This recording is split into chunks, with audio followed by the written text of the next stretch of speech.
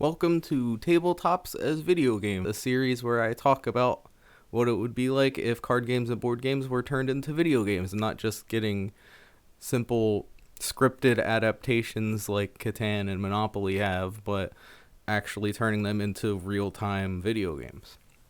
Today I'm going to be talking about a game that actually did get a scripted version, but it was only ever released on the Windows Phone. And that is Zombies with 3 exclamation points. If you're not familiar with this game, it is a tile placing game where 2 to 6 players race to be the first one to get to the helicopter in a zombie apocalypse. So it is not a co-op game.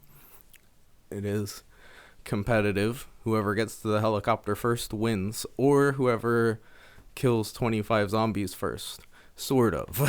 The way the game works is you roll to see how many spaces you move. You move off your tile, then you draw a tile card and you try to match up the path. Well, you have to match up the path when you place the next tile, and then zombies will spawn either based on how many entrances and exits there are to that tile, or if it's a building, the building will specifically tell you how many zombies, how many heart tokens, and how many bullet tokens will be in that building. So you start the game with 3 bullets and 3 heart tokens, which represent your life. You can have a maximum of 5 heart tokens. There's no maximum to how many bullets you can have. When you're on the same space as a zombie, you can't move off of it. You have to fight it. You roll 1d6. If you roll a 4 or higher, you kill the zombie. If you roll a 3 or lower, the zombie will do 1 damage to you, and then you gotta roll again.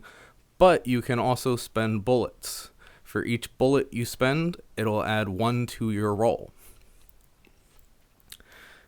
The helicopter is a tile with 9 spaces on it. It'll have 9 zombies on it. There is one on the actual helicopter. You have to kill that zombie in order to win. Or at the end of each turn, you roll a die, and whatever number you get is how many zombies you get to move. You can move zombies onto other players. You can move zombies away from you. If you get the opportunity while the helicopter is in play, you can just move the zombie off of the helicopter, so that when you get there, there's no zombie to kill. So this would make a very interesting video game. So you have 6 players running around a procedurally generated town. There's zombies everywhere. In the board game, you have a hand of 3 cards. You're allowed to play 1 card each round, so it doesn't have to be on your turn. At any time, anyone's turn, you're allowed to play 1 card. At the end of your turn, you're allowed to discard 1 card. And at the beginning of your turn, you draw up to 3. So it's possible to draw 2 cards at the beginning of your turn. The cards represent like weapons, items, and events. But in the video game, you could be searching for items and weapons. So you go into like buildings and find stuff, and then the events would just be stuff in the world already happened. So like there's one event card that everybody always wants to get. It's called The Keys Are Still in It. It gives you a big movement boost for the turn, and it's basically just an event representing you finding a car that has the keys in it, and you get to drive it till it runs out of gas, essentially.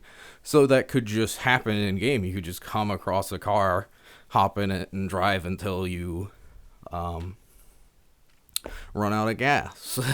And then you can't fight other players unless a card lets you.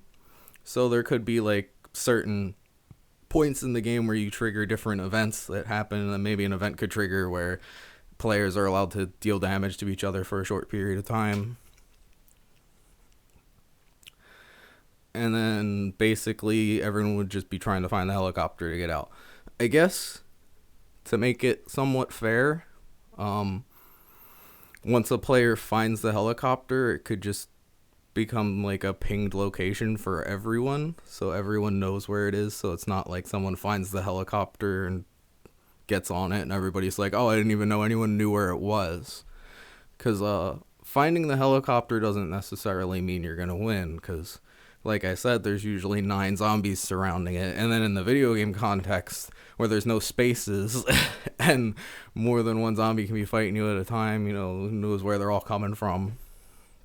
You know, the video game like wouldn't have the mechanic of other people moving zombies at the end of their turn. Everything, the zombies would just be AI, so the helicopter would probably be pretty swarmed all the time.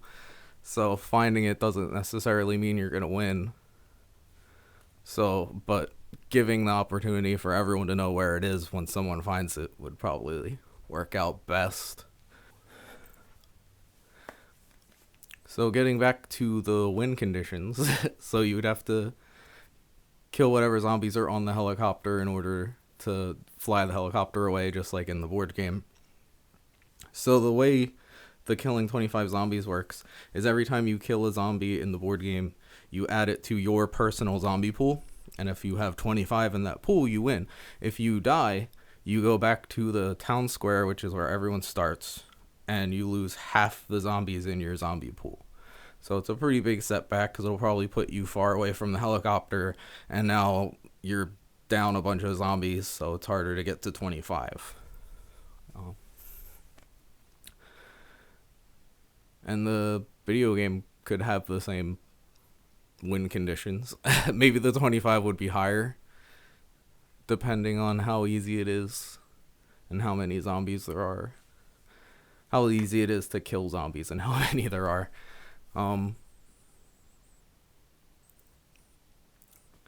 Yeah, other than that, it would just be the same race to the helicopter. Whoever gets there first would win. Thanks for watching.